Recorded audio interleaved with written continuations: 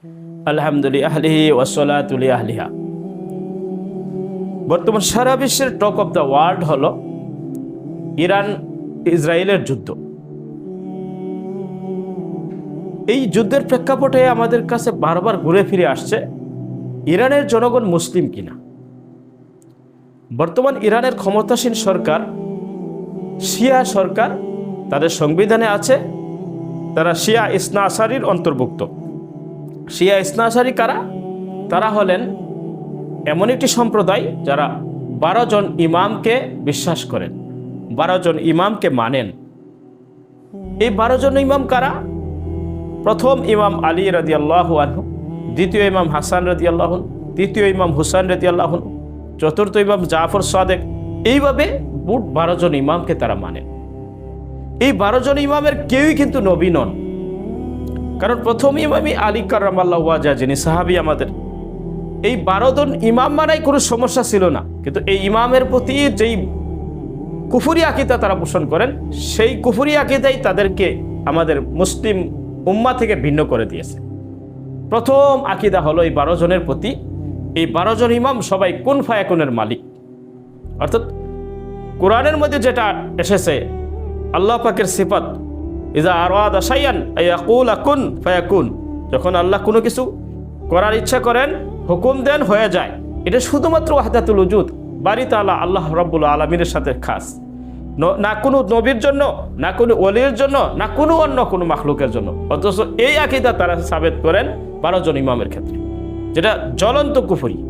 দ্বিতীয় জঘন্য আকীদা হলো এই 12 জন ইমামের ক্ষেত্রে তারা বলেন এরা সবাই মাসুম, বেগুনা। অথচ কোরআন সুন্নাহর আলোকে প্রমাণিত হয় দুনিয়ার যত মাখলুক আছে নবীরা এই মাখলুকের মধ্যে থেকে নিষ্পাপ।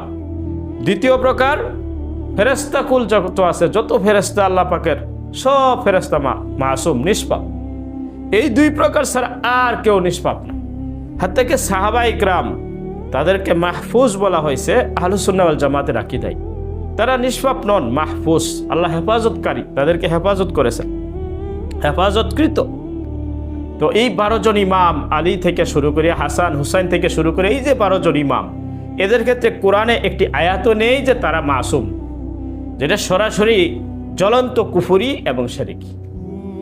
এই দুইটা আকীদার কারণেই তারা আহলুস সুন্নাহ ওয়াল জামাত থেকে বাহিরে এবং তারা কাফের হইতে বাধ্য।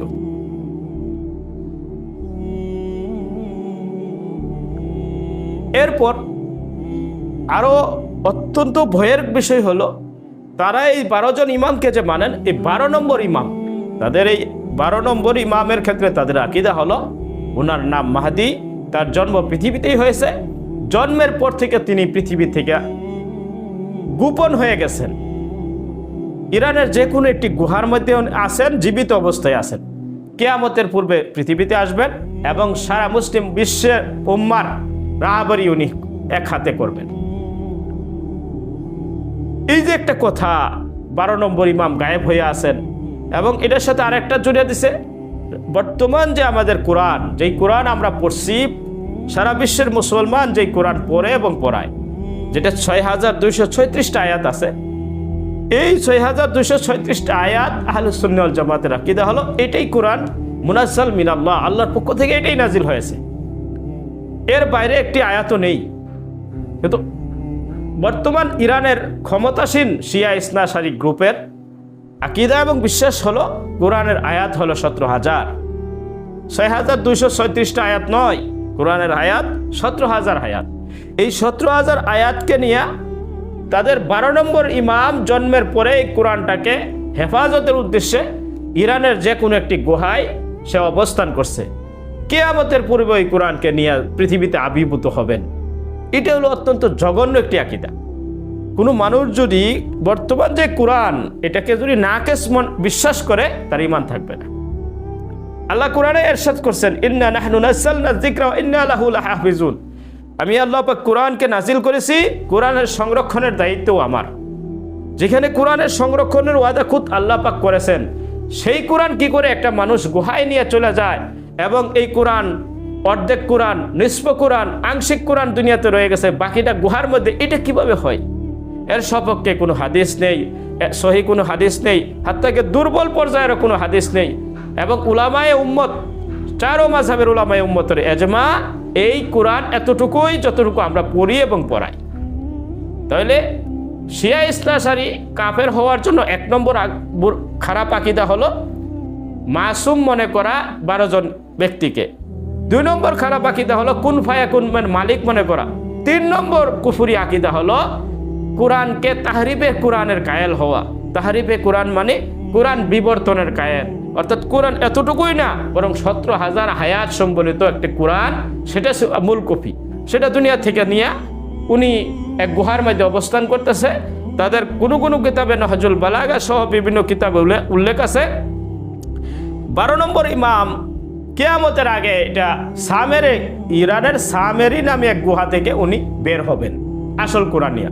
এখানে আমাদের একটি প্রশ্ন, আল্লাহ কোরআন দিছে গুহার মধ্যে নিয়ে ঘুম যাওয়ার জন্য না আমল করার জন্য? উনি কেন ঘুমাবে? কি সমস্যা ছিল? দুনিয়ার মানুষ তো আমলের পাগল, এই কোরআন নিয়ে উনি চলে গেল কেন? এই তাহরিফে কোরআনের এক আকীদার কারণেও এরা কাফের হয়। চতুর্থ তাদের সবচেয়ে বড় শিরকি আরেকটি আকীদা হলো তাকফিরে সাহাবার কায়েল, অর্থাৎ সমস্ত ইরানের শিয়া ইসনা আশারি যারা আছে ক্ষমতাসীন, এদের বেশিরভাগের আকীদা সমস্ত সাহাবা ইকরাম কাফের। কিভাবে?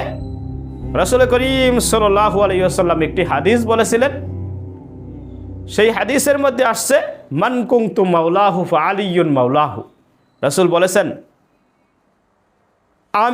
আমি যার মাওলা, আলী তার মাওলা।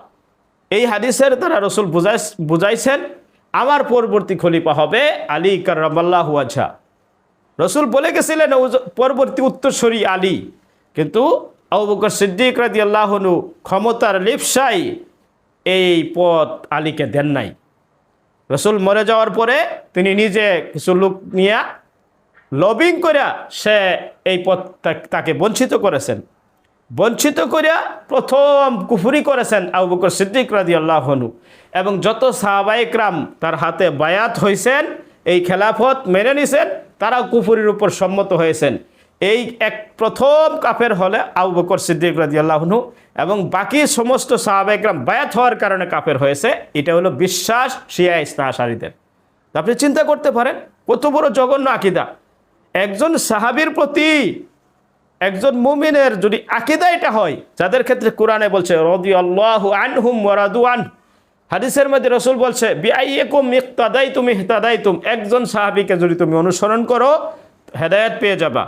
তো এরকম সব সাহাবায়ে ইকরামকে যারা কাফের বিশ্বাস করে, কুফরি আকীদা পোষণ করে, এরকম ব্যক্তি মুমিন কি করে হয়?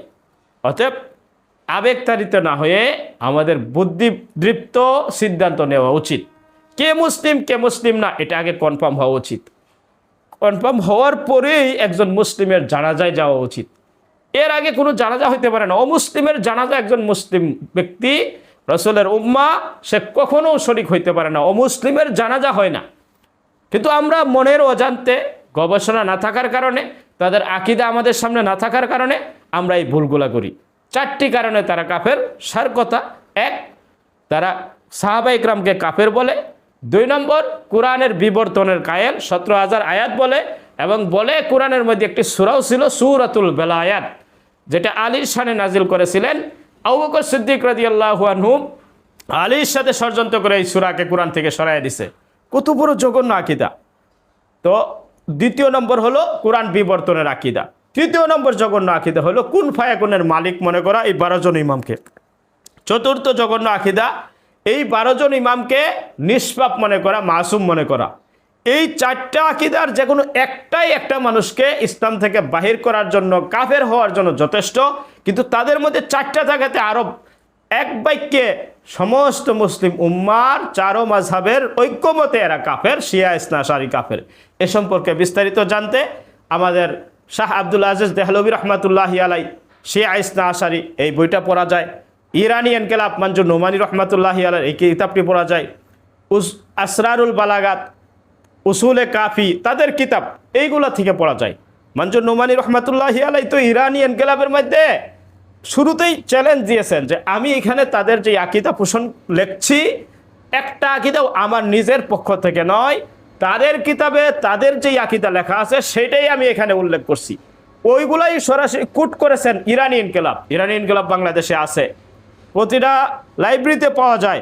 আপনারা দেখুন, যাচাই করুন, এরপরে সিদ্ধান্ত নিন। আশা করি বুঝতে পারছেন।